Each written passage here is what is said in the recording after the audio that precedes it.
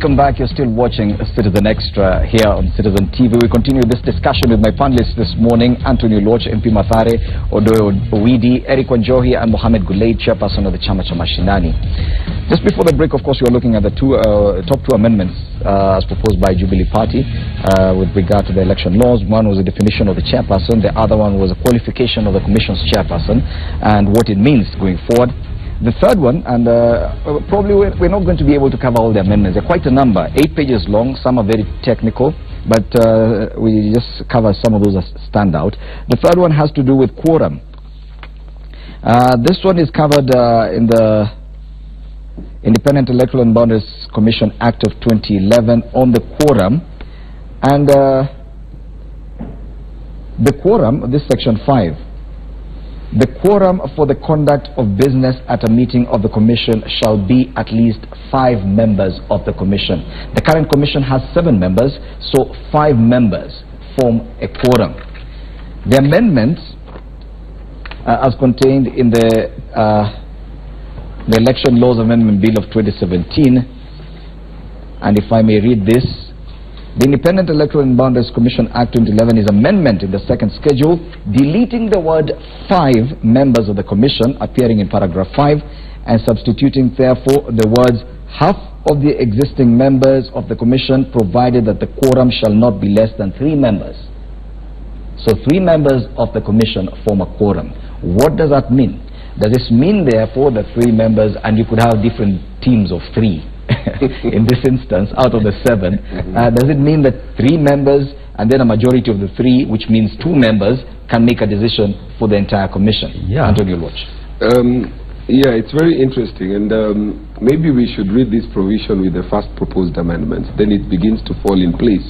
This what we're targeting here. First of all, remove the qualification of chair, so disperse it and say anybody can therefore be chair. And then, out of the 7 commissioners, you now tell us that the quorum comes down from 5 and it has gone back to 3. So meaning any 2 people now can make a decision that affects the rest of the country for the next 5 years. We must take into account that after the elections that are taking place and the exchanges that you saw after the Chebukati memo, the commission is divided, isn't it? Yes. So the persons who are making these proposed amendments must have had in mind that on this X corner of the commission, we know there are 3 or 4 people of us. So meaning that one side of the commission that is Jubilee leaning may actually end up saying that, you know what, the rest of you can take a walk, the 3 of us constitute quorum, and we can make decisions here. Even 2 people can make a decision. So the timing of this and the nature in which it is crafted, it is targeted, it is mischievous, and I think these amendments should await a little bit more time for us to reason, to have a bipartisan approach, look at why did we have a commission of 7? Why did we think then that this commission needs to make a decision by 5? The commission makes decision by plenary. When you look at 2 people, because then here 2 people can make a decision for 5, does that constitute plenary? Because then that decision affects the rest of the commission. It is binding.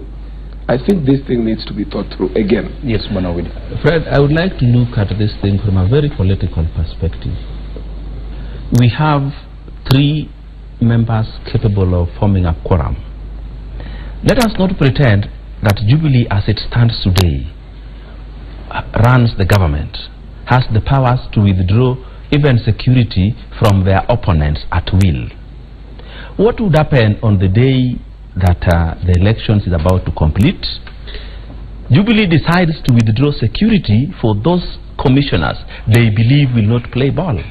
They leave only the 2 and any other one that likes to play ball with them, and withdraw their security, withdraw their cars.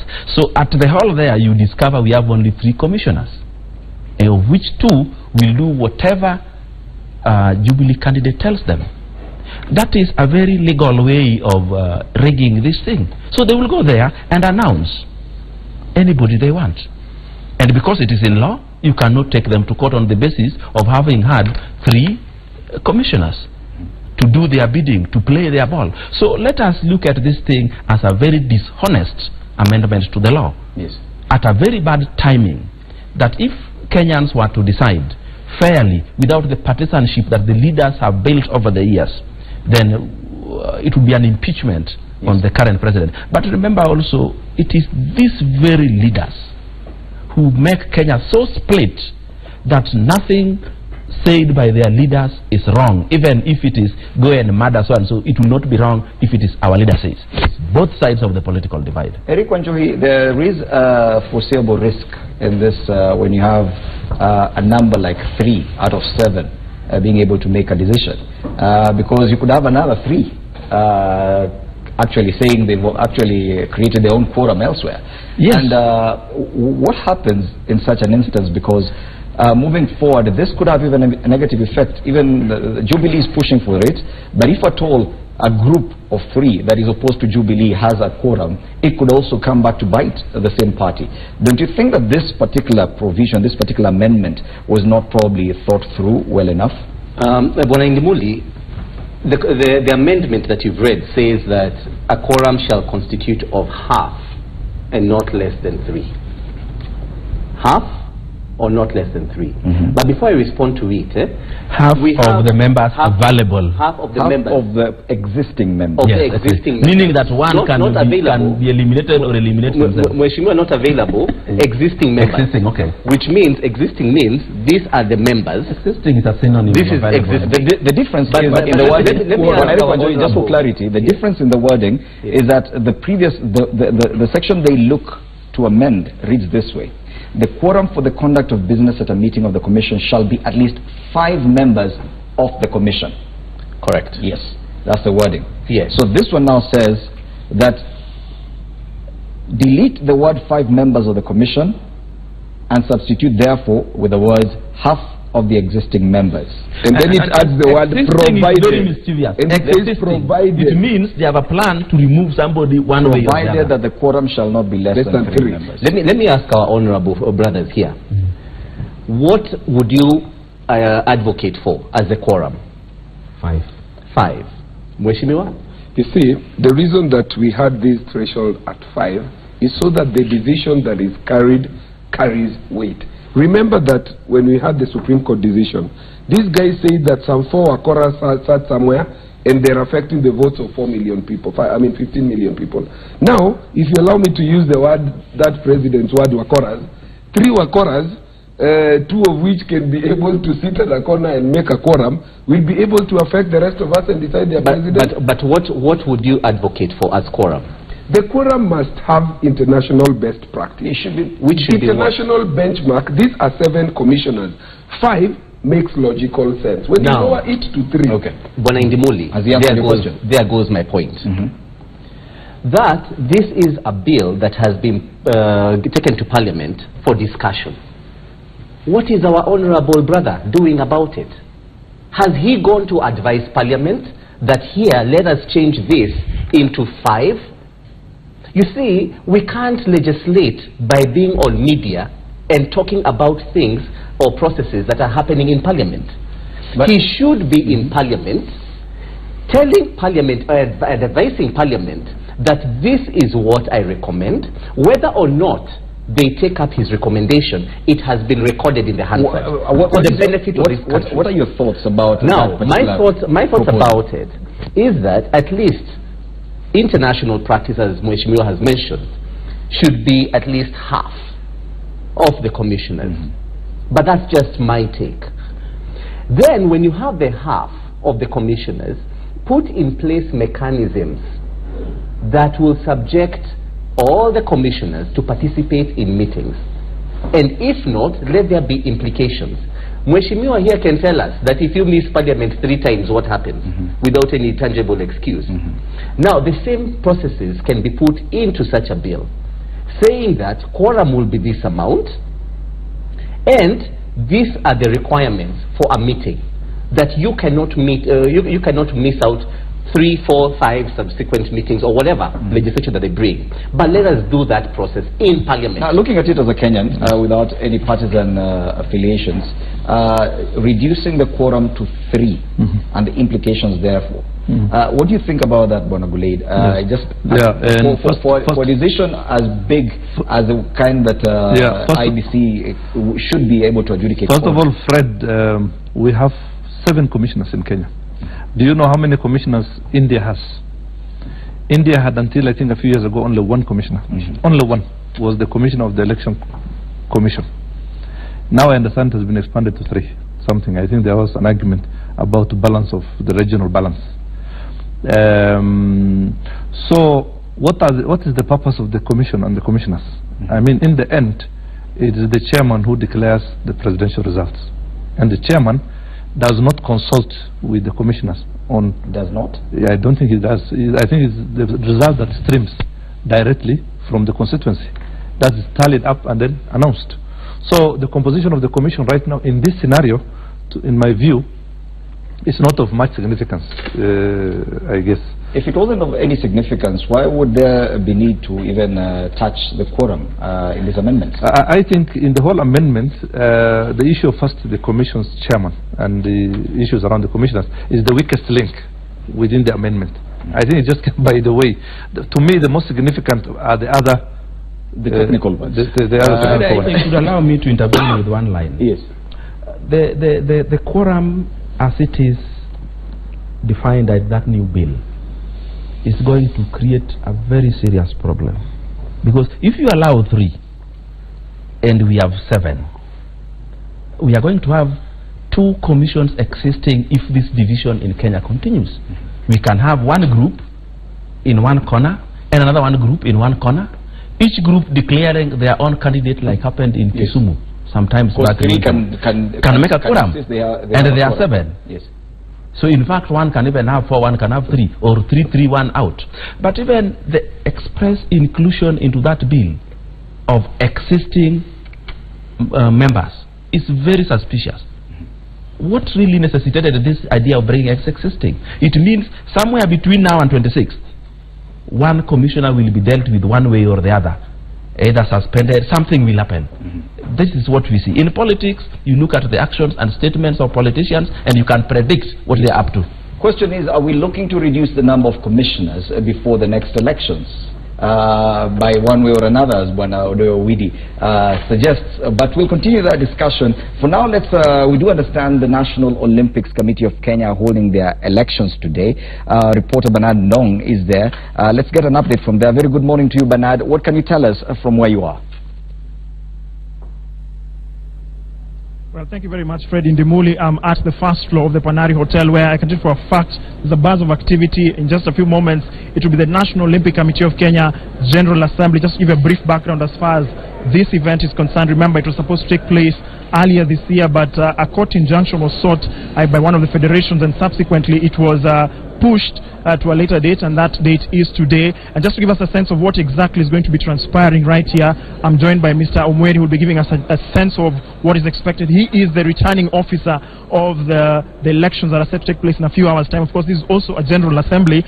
Mr. Omweri, thank you for joining us on Citizen Extra. Just give us a sense of what we expect. It's been several months of push and pull. 5th of May, we're expecting to have these elections, but finally we have them this morning. What we are doing today is to complete an election which we ought to have done on 5th of May. We were ready, we had done all the groundwork on the process, except that one federation went to court and got an injunction which stopped us from completing. Today what we expect is an update of what has since transpired on that particular federation, and also others who too had some issues. Once those are explained and confirmed, then individual decisions could be made affecting those particular the federations. Then we can proceed with the election. As I emphasize, we are completing an election. We are not starting a new process. Just for clarity, of course, which delegates will be voting, which federation, what is the arrangement? Because there's a lot of confusion based on that. Every federation which qualifies appoints one voting delegate. And because of that, it's an internal affair. We have one federation which cannot agree on who is to vote. So last time we actually wanted to exclude them if they don't agree. We will now find out whether they have already agreed on who is going to vote, and each federation will have a voting delegate appointed by that federation. So if the federation qualifies to vote, then we'll have those appointed to vote. One thing I have to emphasize is that we have several scenarios.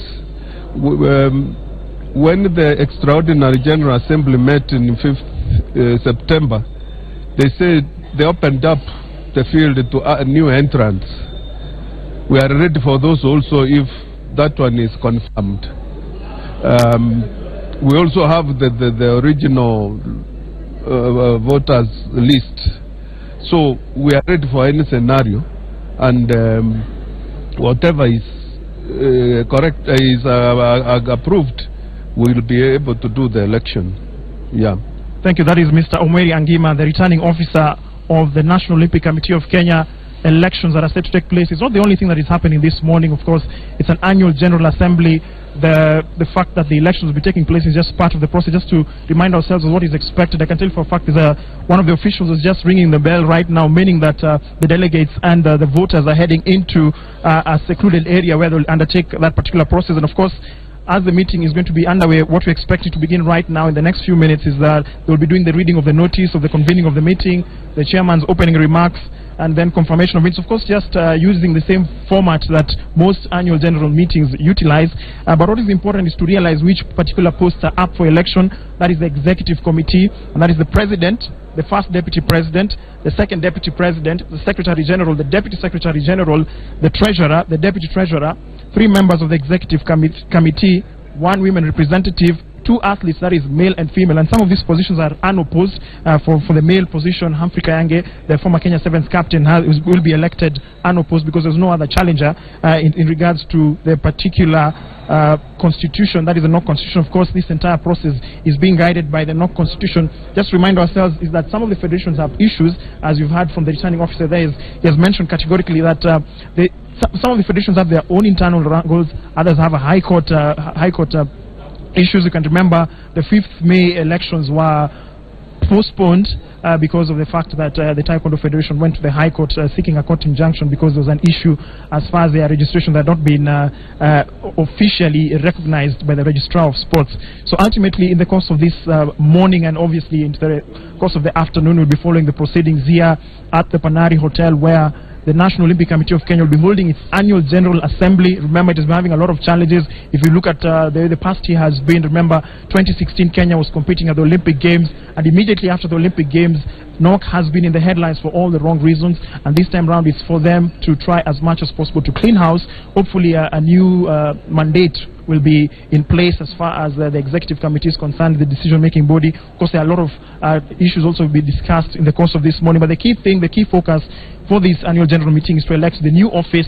the new executive committee. 13 members will be elected at the end of this activity. Thank you, Bernard. Bernard Ndong there live from a hotel here in Nairobi, actually the Panari Hotel, where elections for the National Olympic Committee of Kenya are about to kick off. Bernard Ndong, of course, will be filing a more comprehensive report from that end. Before we come back to studio to continue our discussions, we do have some breaking news from Mombasa. Asha Bikidusa. Asha, tell us what's happening in Mombasa.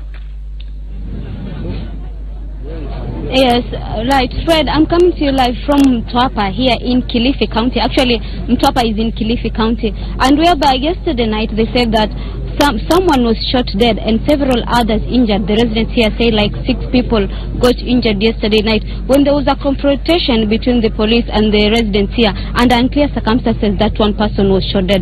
And I'll be talking to some of the locals here to tell me exactly what happened that night. Naam. Tueleze majina yako na nini kimefanyika hapa. Ya, majina yangu ni Nicholas Mrima Wanyepe. Mimi ni mwenyeji hapa Mtwapa. Jana usiku saa 3:30 wakati ambapo watu walikuwa na shughuli zao, ndio pale kuna askari ambao walikuwa wako katika patrol ambao ni prison warden, na walipokuwa hapo katika patrol ndio wakasumbuana na mtu mmoja, alafu ndio wakaweza kuleta shida ya kupiga risasi watu 7 ambao mtu mmoja alikufa, watu wengine waliumia. Hata kuna mmoja hapa ukimwona mguu wake utamkuta kwamba ni mtu ambaye ameumia, amepigwa risasi na risasi bado iko ndani kufikia sasa. Na hawa watu mimi naamini ya kwamba polisi wangalitumia, wako na uwezo mkubwa, na uwezo ule ambao wako nao wangaliweza kuwashika wale watu kivizuri. Lakini katikati ya manyumba kama hivi kuweza kupiga risasi watu, hiyo ni kinyume cha sheria. Na mimi ninaamini ya kwamba watu wa Mtwapa ni watu wenye amani katika wakati huu ambao ni wakati mgumu wa uchaguzi. Watu wa hapa hawataki fujo. Sasa hali hizi ambazo zimetokea, na mnataka hatua gani zichukuliwe kama wakazi? Hatua ya kwanza ni askari wale ambao walihusika wasimamishwe kazi na kupelekwa kotini mara moja. Mara moja. As you've heard there, Fred, basically the residents here want action to be taken against those alleged officers that have been involved in this. Back to you, Fred, in studio. Thank you, Asha Bikidusa, live from Mtwapa, Kilifi County, with that news update. Back to studio, we continue this discussion with Antonio Loch, MP Madare, Odoyo Widi, an analyst, Eric Wanjohi, an analyst as well, and Mohamed Gulaid, also an analyst, also the chairperson of the Chama cha Mashinani, which was previously NASA, and now in Jubilee. A very interesting discussion this morning. Now, to do with the quorum, and I'm just looking at the amendments, and if I could read this, there's also an insertion. After redefining the qualifications for the chairperson, there's this insertion. In the absence of the chairperson for any reason, the vice chairperson shall assume the duties of the chairperson and exercise the powers and responsibilities of the chairperson until such time that another chairperson shall be appointed. 2. In the absence of the chairperson and the vice chairperson, members of the commission shall elect from amongst themselves one of their number to act as a chairperson and exercise the powers and responsibilities of the chairperson until such a time that another chairperson shall be appointed. Now, looking at that vis-a-vis this issue of quorum, then there's a definite crisis. I don't know if I'm the only one who's seeing it, because out of the 7 commissioners that we do currently have, because we are not changing the number of total commissioners, we do have 7. Now, when we say that quorum can be 3, then we say that within that quorum they can appoint a chairman. Then, do you see the crisis here, Bwana Oloch? We've been talking about a constitutional crisis, but wait until the real crisis comes. You see what will happen, and you are having this discussion off here, that the absence of the commissioner, and especially in this particular circumstances, is very real. And one of those circumstances which we're discussing here was that what if in the morning of the day he's meant to make a declaration, either way, Chebukati's security is withdrawn. He does not have his vehicle, he does not have his bodyguard, and he knows in his mind that he does not have 10,000 or 15,000 from 34As. And he knows what he must do, because the Supreme Court said you must conduct that election in strict compliance with the law. Then the commission meets without its chair, because they have already contemplated his absence, and the absence can be engineered in this particular sense. Then you have a situation in which they invoke the new amendment and say quorum is 3. So 3 sets of commissioners go and they form a quorum and they elect a chair out of one of them. And then another 3 commissioners go and say we do not agree with the chair that you have elected, we elect our own chair. Then you look at the amendment at clause 7, here it says unless a unanimous decision is reached, a decision on any matter before the commission shall be by majority of members present and voting. So that 3 people can sit and say this is our chair. And then the other 3 will say we do not agree with where you guys met and made that decision. So and you now, have 2 chairs. And now the chairperson, if at all there are 2 of them, they will each have the power to act as the chair. As a chairperson. Yes. And they'll have the powers and responsibilities, which include declaring the president-elect? Under Article 138(10), that person appointed as per this new proposed amendment can make the declaration, and another dissenting 3 can therefore then make another declaration, which is why I would insist that the proper interpretation of who is chair must be the chair as was appointed during the process of appointment of the entire commission, not the chairperson appointed in the absence of the chair. The reason being that this particular chair went through a rigorous appointment process as chair. If they make these changes must be put for the next set of commissioners. Otherwise, we will have a very absurd situation and a crisis of monumental proportions. Now, this, even before we come to Bwana Odo, Eric Wanjohi, this we had not anticipated such until we saw the amendments. We had not anticipated a crisis within the IEBC. Yet it's only the IEBC chairperson who can declare the president-elect.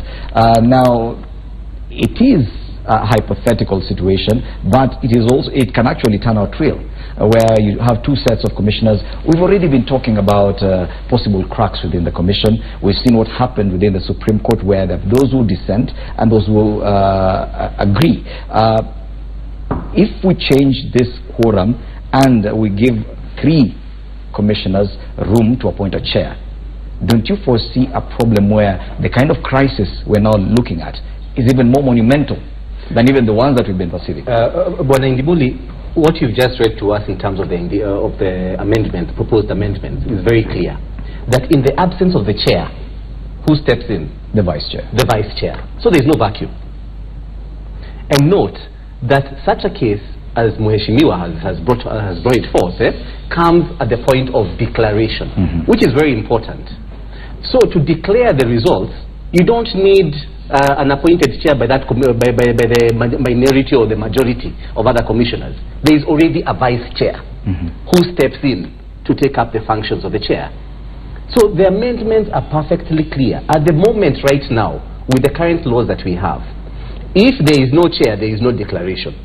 And that is what we are avoiding. But the amendments also anticipate the absence of the vice chairperson as well. The absence of both the chairperson and the vice chair. And the vice chairperson. Yes. Now, when you have the absence of the vice chair and the absence of the chair, that means reducing the members of the existing members from 7 to 5.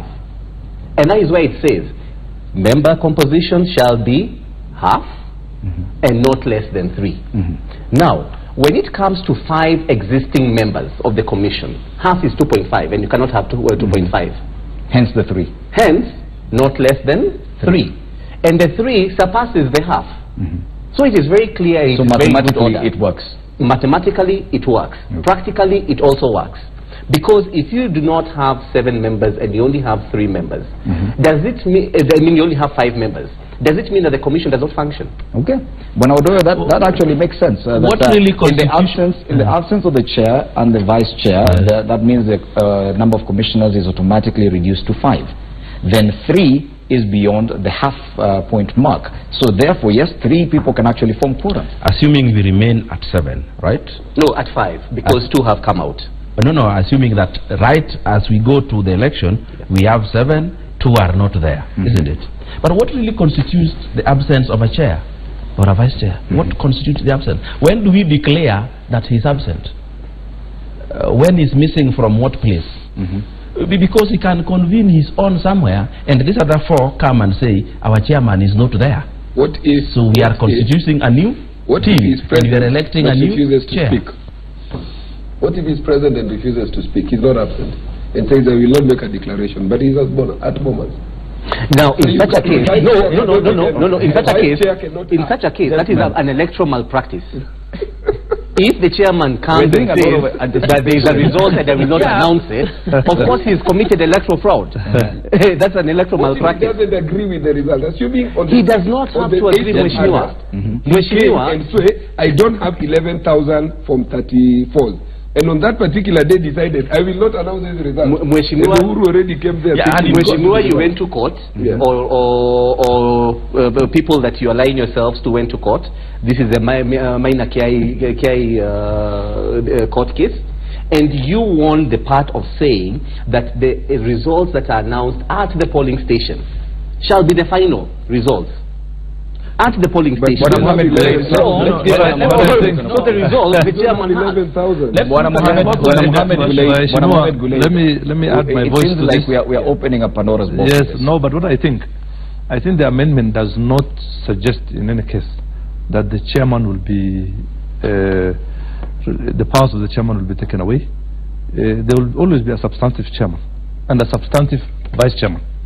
The anticipation in this case is in the event of, and this is humanly possible, we cannot rule it out, in the event of them being not present, either through sickness or any other condition that now we cannot explain, then we will have could also resign. They could also resign in the middle, yeah, or they could be arrested, or anything can happen.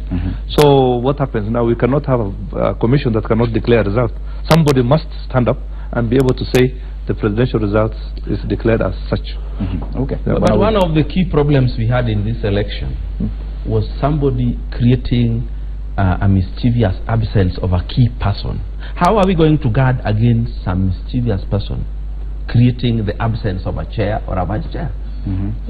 Because like for me where I sit, but I know somebody mischievous created the absence of Msando from the IEBC commission. No, but somebody mischievous did that. Mheshimiwa, but even the constitution anticipates the absence of the president. It says in the event of the president being incapacitated, the deputy president takes over. It doesn't stop there. It says in the event of both of them being absent, the Speaker of the National Assembly takes over. You see, it gives us a kind of an operational manual. So we cannot be left at the mercy of one individual or two for that matter. This process must continue at some point. Okay. Yeah. When I will watch, even as we move on, I think it's been explained, when Eric Wanjohi managed to explain it, at least mathematically, that yes, before you get to the 3, you must assume that both the chair and the vice chair are not available. So that's down to 5. It does start making sense now. My point is and continues to be that we have 7 commissioners. Yeah. Why do we need to legislate the lowering of the quorum? Why did we need to legislate that at this particular point?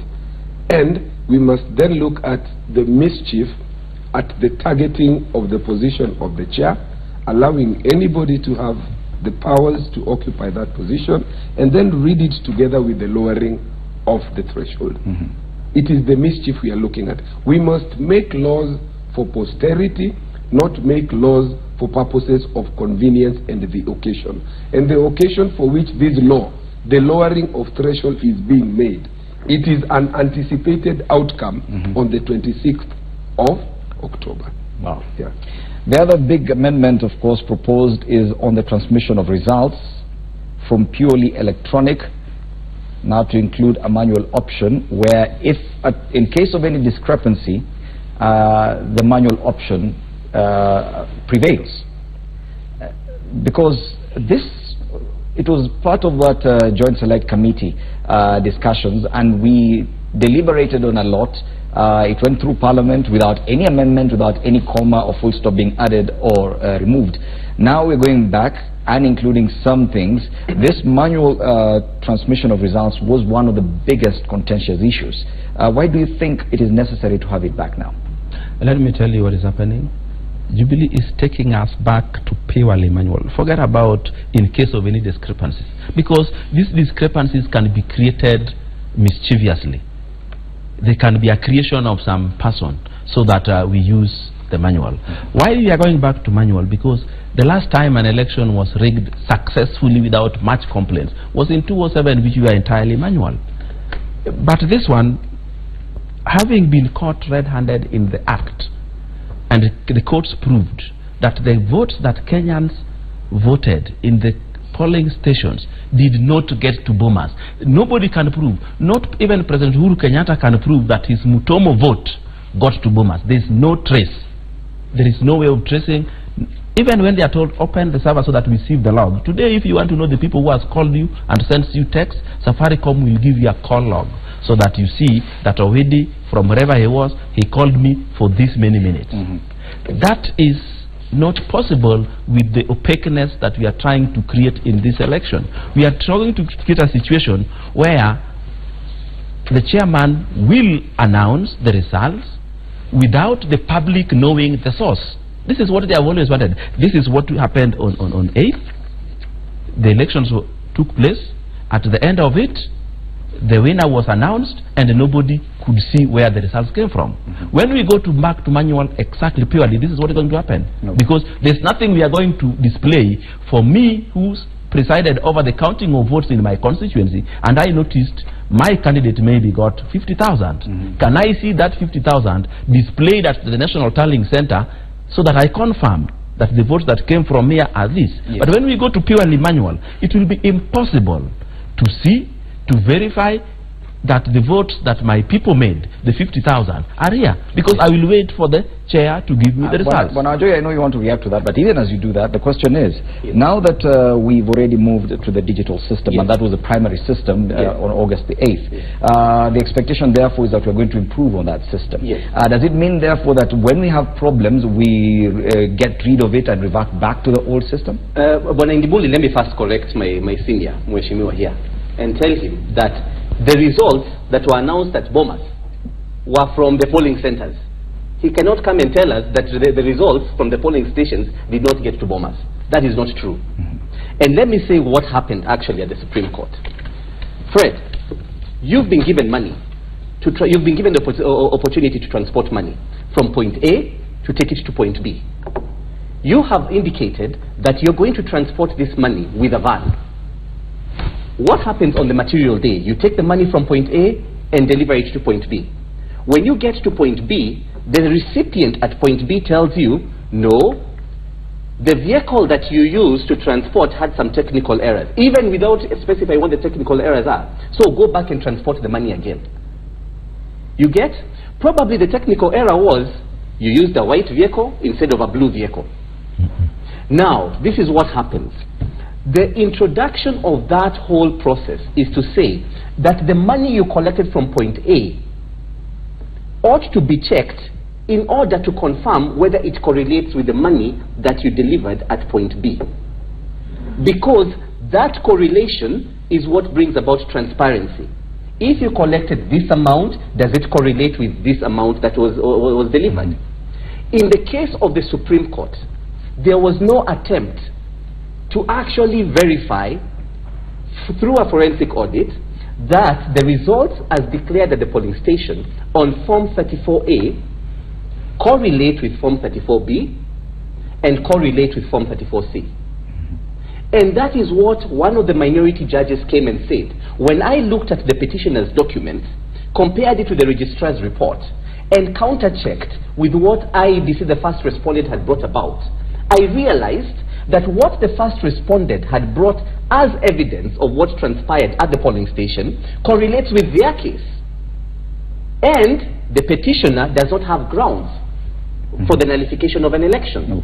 Now, the majority judges relied on the registrar's report, which was not confirmed. Does that therefore justify us getting rid of the electronic system? Which actually simplifies and says that there is nothing to admire about the majority judgment's nullification of the result. Question. Yes. Because now to my question, does that therefore justify the need to relegate the electronic transmission system to the back burner and bring back the manual system as the main one? This is what is happening, Bonafide Ndimuli, and people are not accepting the reality of the proposed changes.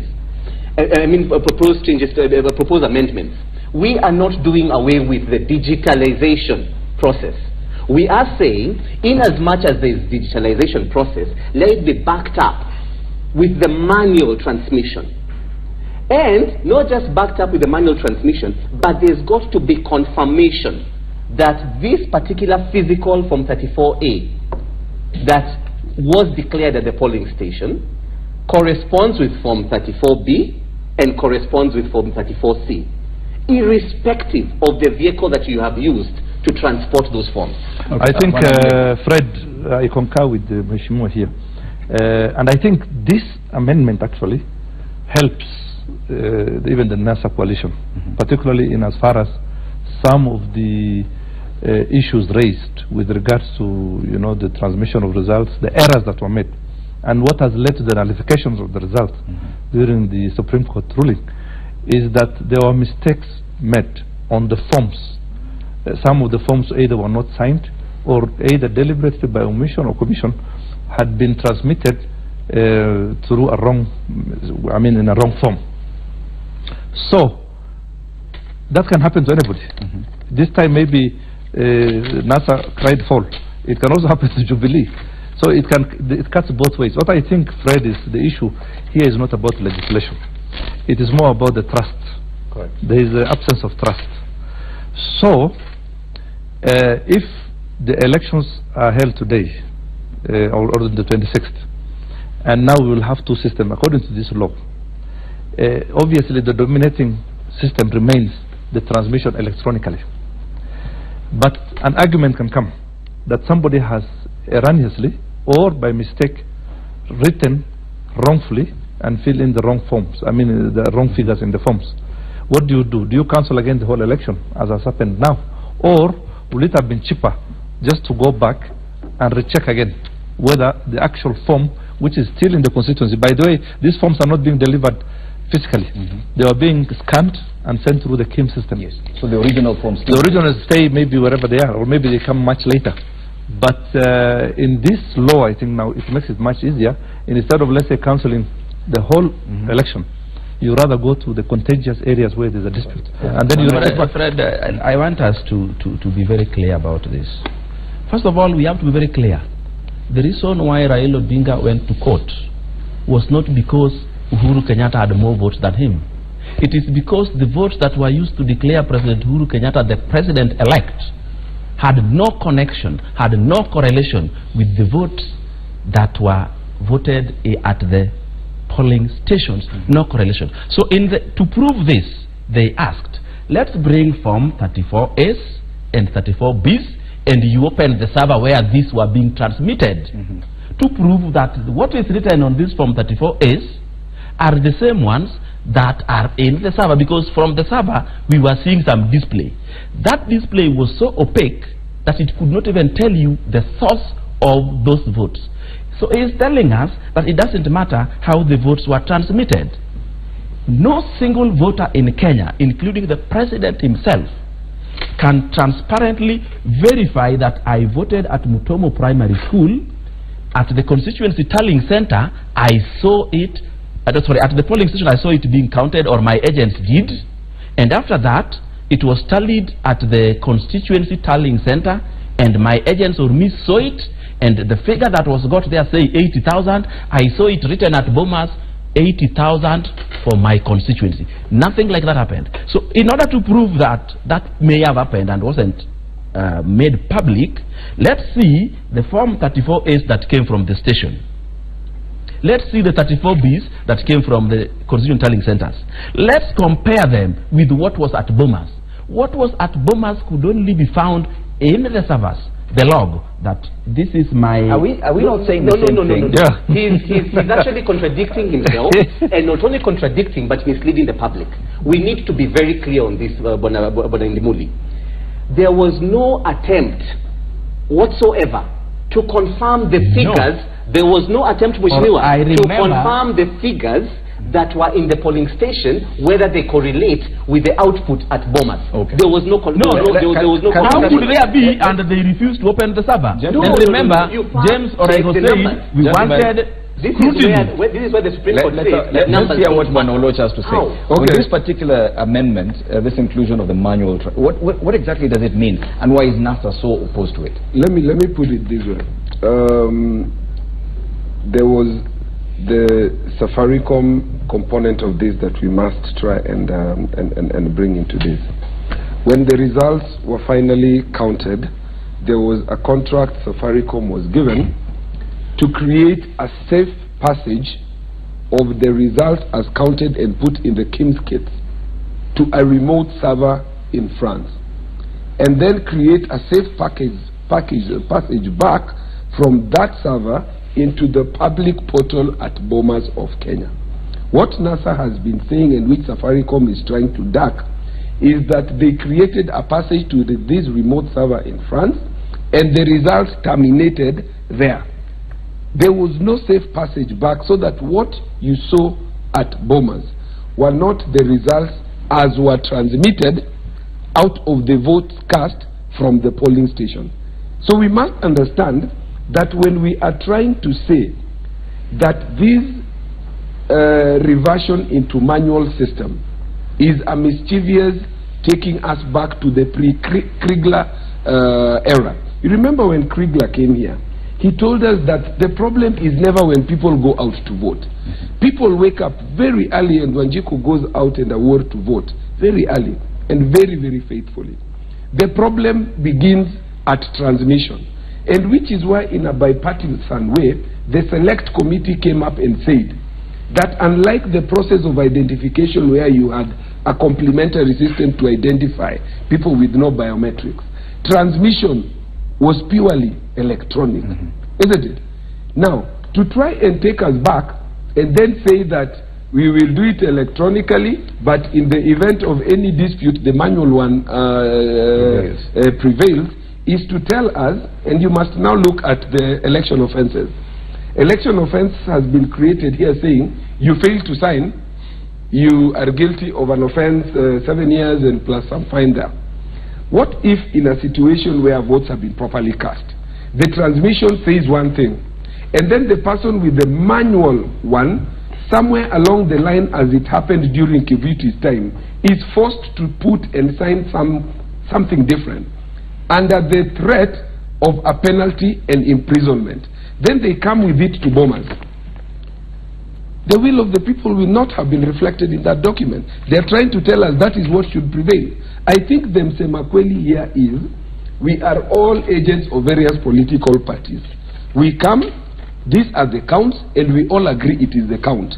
It is scanned, it is put on the transmission kit, and it is sent simultaneously. Remember the Constitution at Article 81, 83, and 86 says that whatever voting system, whatever transmission system that you use, it must be simple, it must be accurate, it must be transparent, it must be verifiable. And that is the reason we adopted the electronic transmission system. To go to the principle of verifiability and transparency. Yes. So when you elevate the manual one, which somebody can change along the way, and then say in the event, you will hijack 11,000 polling station clerks and tell them sign this, and then that becomes the issue of verifiability. Let me respond to that. It's very important, and Mweshimiwa can't get away with this one. Yes. First of all, it is very wrong to come on national television and cast aspersions against an organization such as Safaricom without giving them the right of reply. That is improper conduct. Safaricom ought to be given the right of reply, because the presentations that Mweshimiwa is giving us here may be factual. So that cannot stand as fact. Number two, what Mweshimiwa is not understanding, and I don't know whether he's read that particular amendment very well, it is not eliminating the electronic process. The electronic process is there. The scanning of the forms is there. Everything is being done as was done during the elections that are annulled.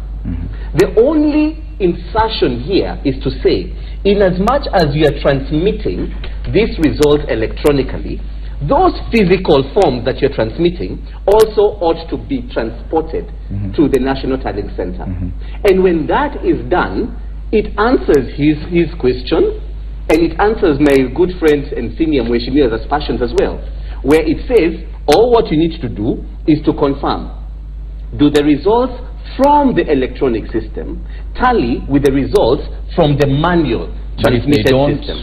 If they don't, then there is an issue, and Supreme Court is there to address such issues. Time now for a break. We need to take a break. When we come back, we'll move on with this discussion. Because of these amendments, and there are quite a number, I'm not saying we've covered all of them, 8 pages long amendments to the Elections Act. There's another one on election offences. We'll be able to cover that as well.